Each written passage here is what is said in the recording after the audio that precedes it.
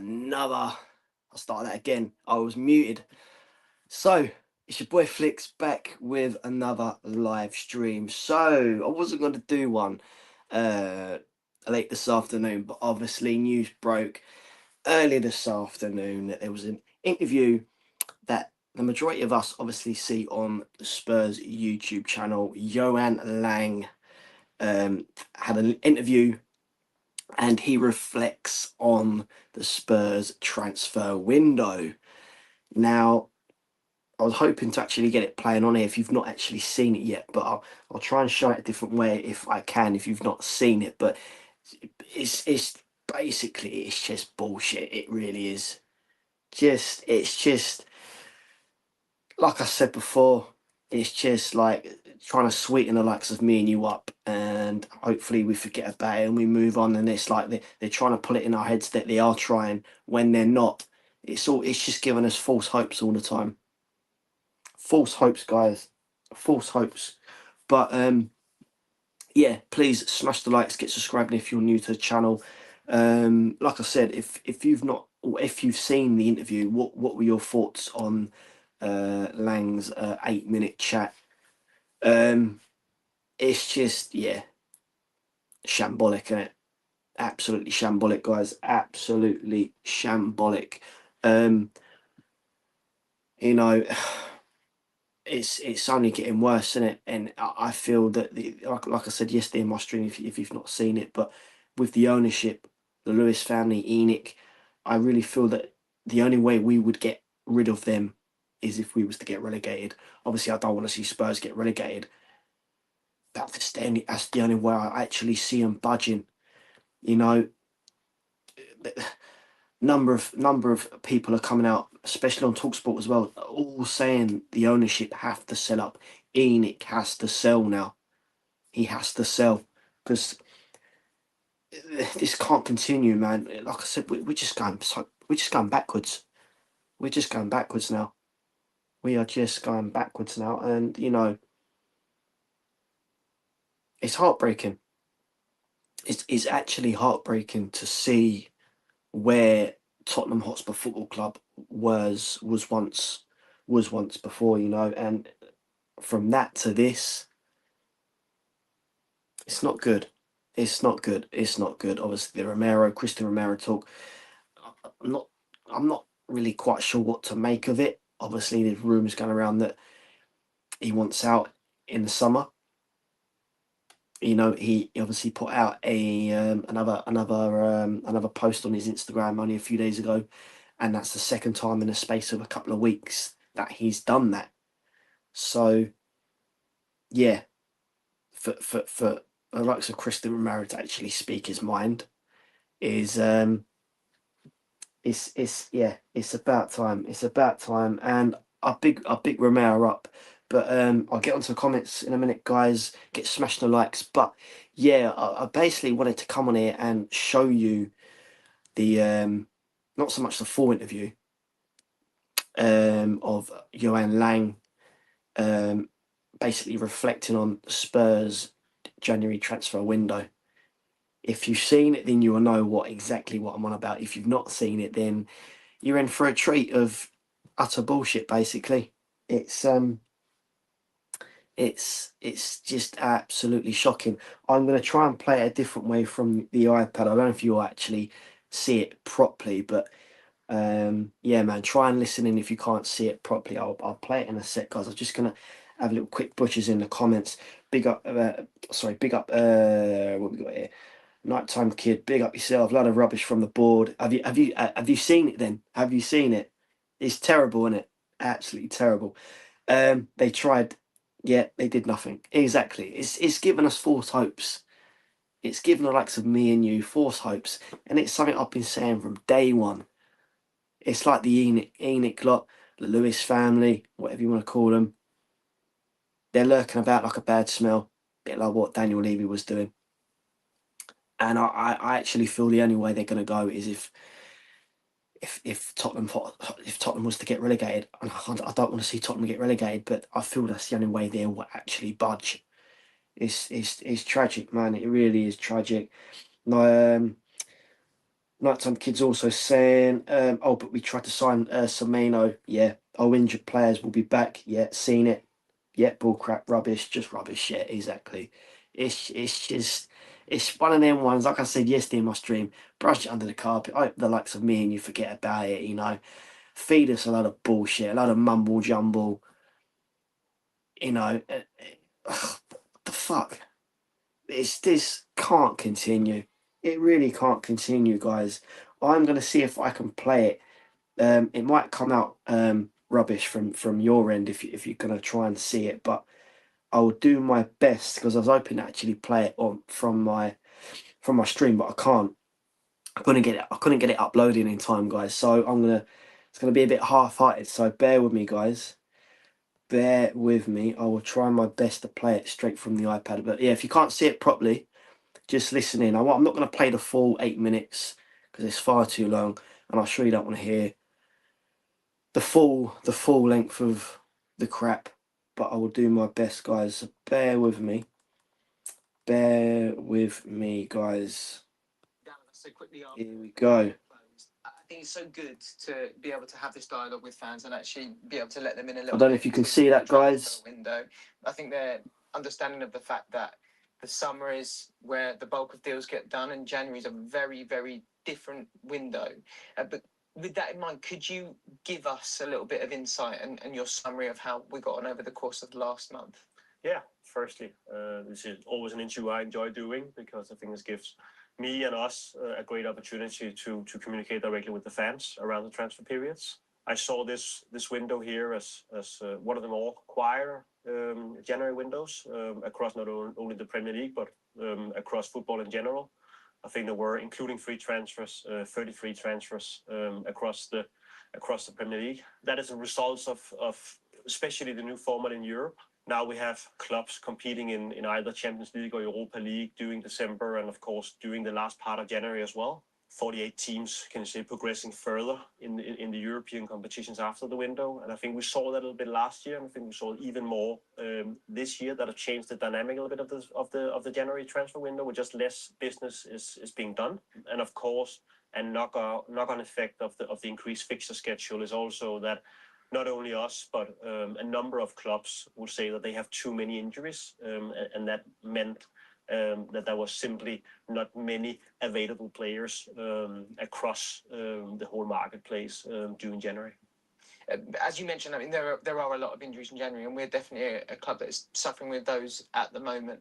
Can you just give me an insight into how that affects your planning and how that changes things? Because I'm sure there'll be a number of fans that would have been hoping to see something potentially in light of the fact that we have so many players out.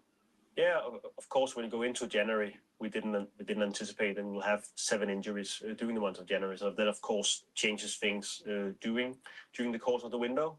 It's very important, even though that is highly frustrating with all the injuries, to do remain disciplined, because A, the players are coming back, and B, if you then, can you say, go in and make a stress purchase of any football players, then yes, the immediate feeling gives you is nice, but of course, there's no point. Right, guys, I've seen enough. I've heard enough.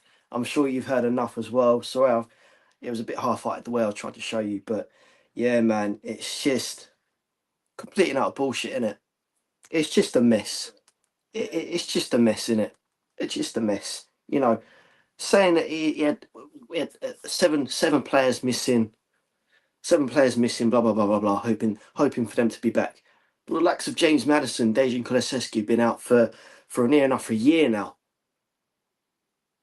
We all know they're not going to be fully fit, especially Dejan Kulusevski. He won't be back until the start of next season. But then again, if we're in a championship, does he want championship football?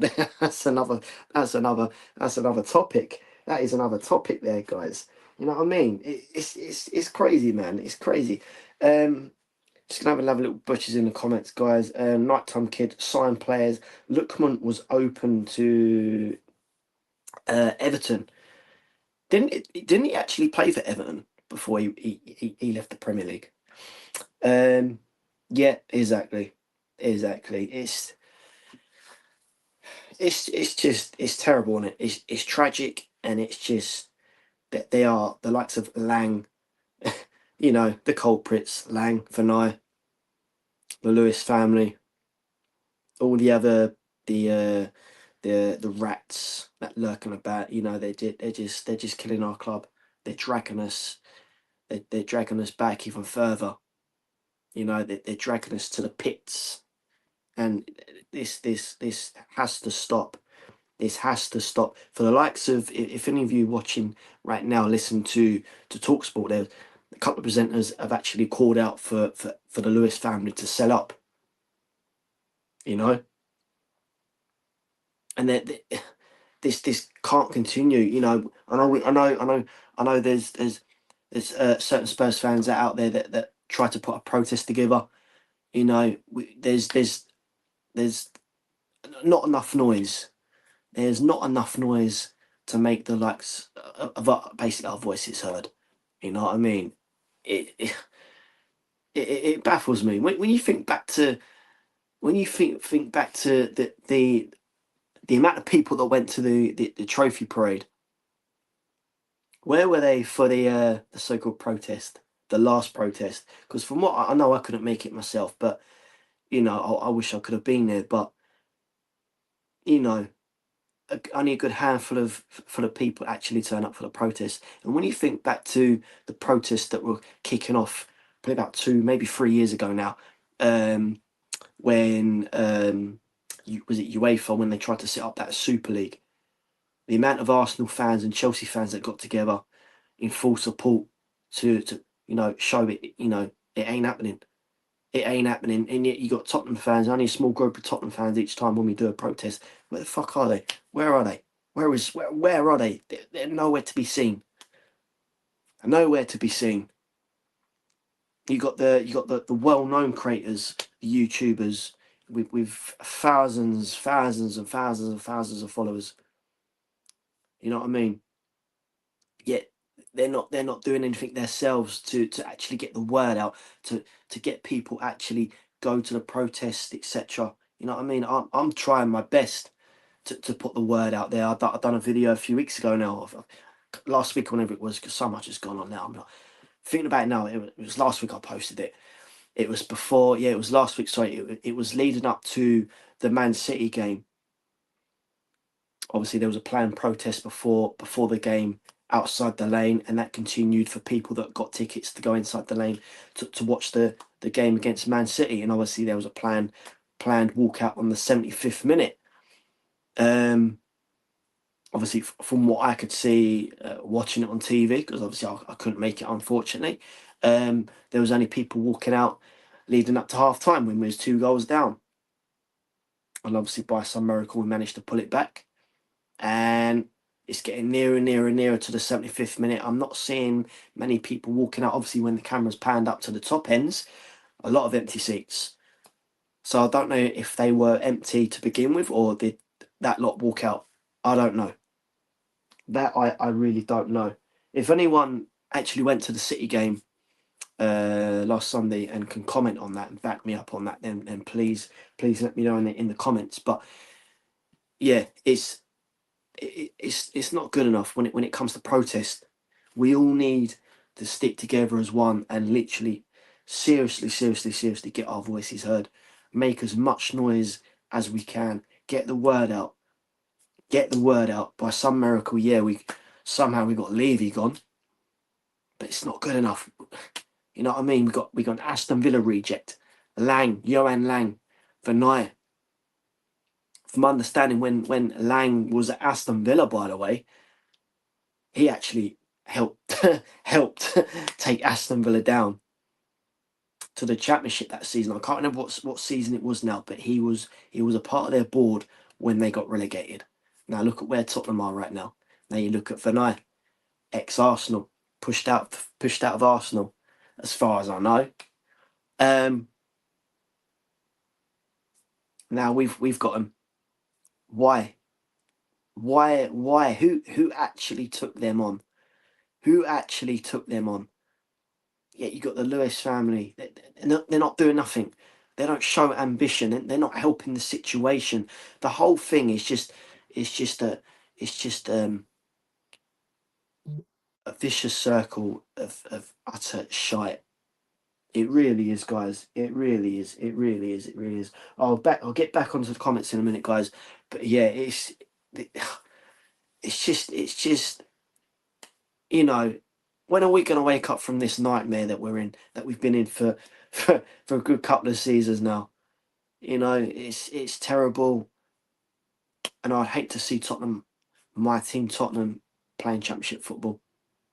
I would seriously hate that. I would seriously hate that. I really would. But, you know, we're only 9 points clear of West Ham. There's still 14, 15 games to go yet. Anything can happen. You know, we've only got to look at our fixtures. This month, we got the Man City game out of the way, a very, very precious point. That point could keep us in the league. You never know. But then we got United on Saturday. Michael Carrick's turned them around, man. Turn them around. It's still early days, but it's not really a good time to be facing Man United now, is it? And then we got Newcastle. They're a bit dodge. And then we got the North London derby at the Lane. You know what I mean? We needed signings. We needed signings, and going back to January, with the window only closing a couple of days ago, to have the young kid Souza from Santos in Brazil, left back. Why another left back? Why? But then we got Conor Gallagher. Yeah, good signing. I'll rate that signing. You know, we needed someone of his quality, got the experience. We needed that, and we've got that. So I'm thankful for that. But we needed more. We need more, and we still need better. We need better, and we need more. And we were let down. Me and you were let down once again. I know, again, in that video, some sort of talk along the lines of January is not really a good time for transfers. It's normally happening in the summer. No. I don't want to hear it. I really don't want to hear it. I really don't want to hear it. We are down to the nitty gritty, literally down to the bare bones, to the point where we've got to start bringing in the under-21s into the squad to sit on the bench, because that's how thin we are now. Apparently Thomas Frank didn't want to just bring in any old Tom, Dick and Harry just to make up the numbers until we get the likes of Madison, Kulusevski, Richarlison, you know what I mean, Bergville, etc. back. But why? Our squad depth is poor anyway. Even though when we have got those boys back in, our squad depth is still very, very low. Still very, very low, guys. Still low. But here we are. Here we are. We're just being let down time after time after time. And you know, when can we wake up from this nightmare? It's gone on far too long now. Far too long now. Nighttime Kid's also saying it's garbage. So bad, a lot of rubbish. He's waffling about. Yeah, exactly. So Gallagher and Souza and Wilson. Yeah, I forgot about Wilson. Under 21s.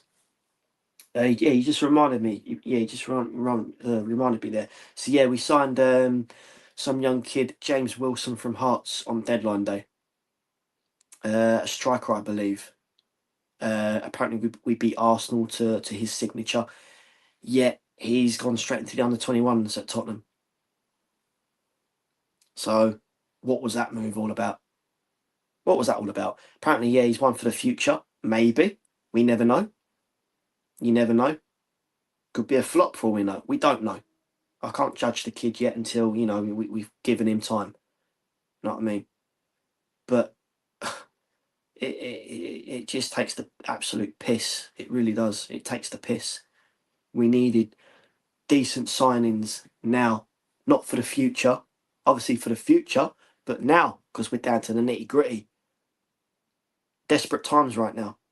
Desperate times. So yeah, thank you for that Nighttime Kid. I actually forgot. Yeah, I actually forgot where Tottenham signed him on deadline day. So big up yourself for that one, for throwing that one in. Again, Nighttime Kid. We have the injury, then sign players. Yeah, exactly. Where was I? Everton winger. We could have got. Yeah. Maybe Levy wasn't a problem. I'm hearing that quite a bit now. Maybe Daniel Levy wasn't the problem. Now, in my opinion, Levy was part of the problem. Yeah, he got Tottenham Very, very good training facilities. Very, very good training facilities, by the way. A brand new home. Lovely. Lovely. I've been there many times, you know, in the early days of it opening up. I've even played on the pitch. Beautiful. Been around it. Changing rooms, the whole shebang, been there. Beautiful. Absolutely stunning. Absolutely stunning stadium, you know. But we just don't have enough, how can I put it? We just don't have enough furniture to show for it.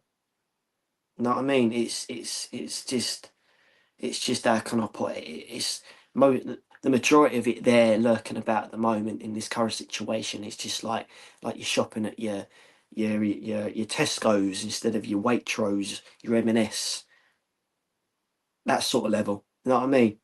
Here we are. But here we are. What else we got here? Another comment. The owners and the football club exist in different worlds. Yeah, exactly. Yeah, Lang's message was pathetic and embarrassing. Again, Levy and Enoch were both the problem. Exactly. Big up the comments, guys. Keep them coming. And I'll read them out as soon as, you know, as I go along. But yeah, with Levy, yeah, I wanted Levy out for such a long time, and finally, they got rid. You know, with Levy, he was all about, you know, again, getting onto the player situation. He would look at bargains, all about paying low wages. You know, maybe taking a risk. We got lucky. Yeah, we got lucky with the likes of Mickey van der Ven. Very, very good. Very, very good. But it doesn't happen enough. Look back to someone like who can I quickly think of right now? Brennan Johnson wasn't the best, but you know he would come up with a goal now and then. You know what I mean? When you compare that to Mickey van der Ven, that sort of situation. But yeah, at the end of the day, he was all about paying low wages. It's not good enough, you know. I called him Moneybags Levy because we all knew he had plenty of money rolling around. You know, he could have afforded to pay a slightly higher wage to get whoever in at the time. You know what I mean? When you think back to the players that we were linked with, apparently we was linked with Cristiano Ronaldo.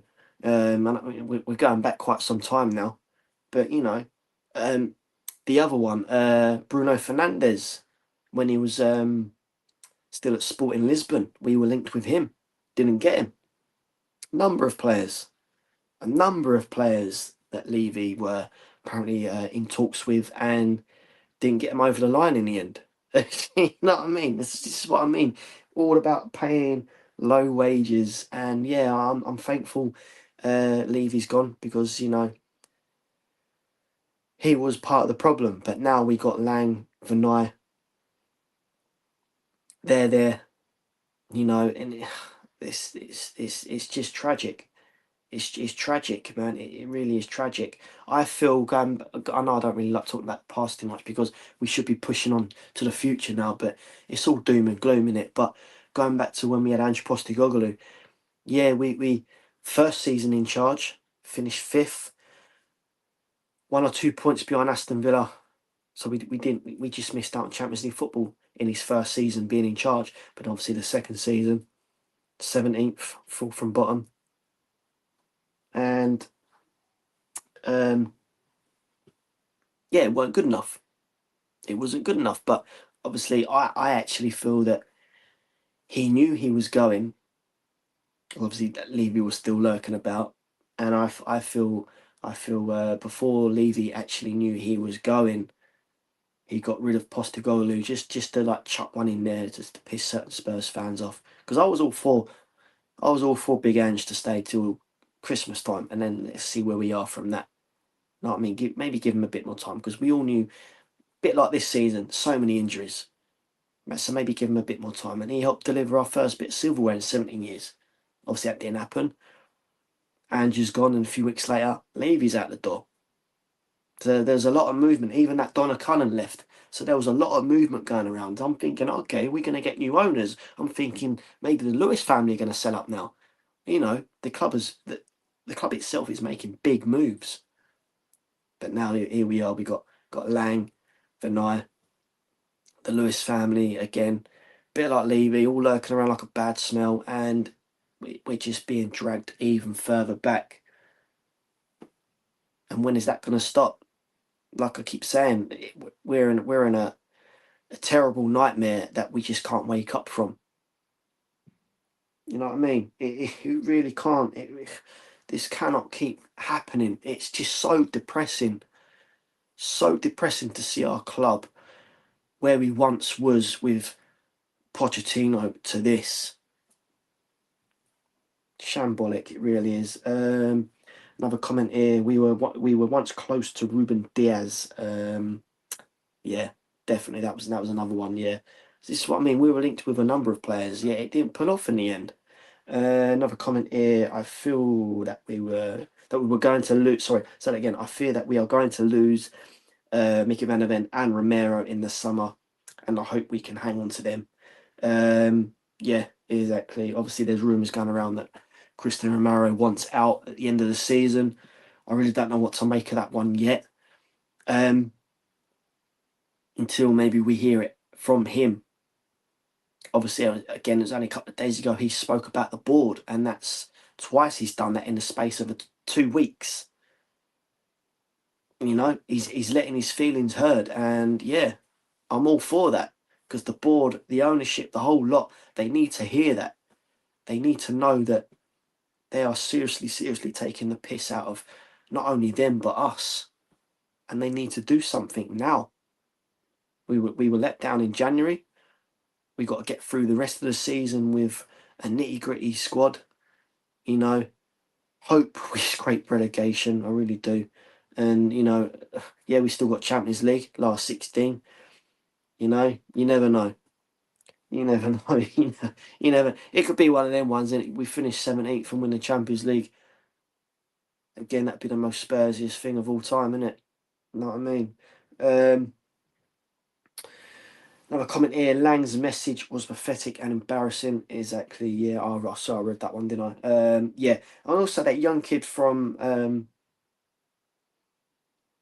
he's out on loan at Hamburg now. If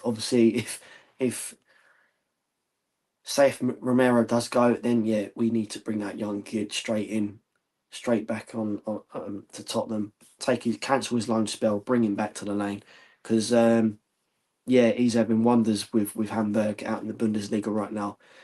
Quality, looking very very good, and yeah, his future looks very very bright. Looking very very bright, guys. So yeah, that's another one to fall down on, and also Kevin Danzo. Kevin Danzo ain't too shabby. So yeah. We just got to get through the rest of the season, and yeah, it's going to be very very nail biting. We all know that it's going to be very very nail biting, but here we are, guys. Here we are. I'm going to call it a day there, guys. Thank you for watching. Please smash the likes, get subscribing if you're new to the channel. Really appreciate it. Would really appreciate it. So yeah, I'm going to call it a day there, guys. Take it easy, and as always, up the Spurs. Come on.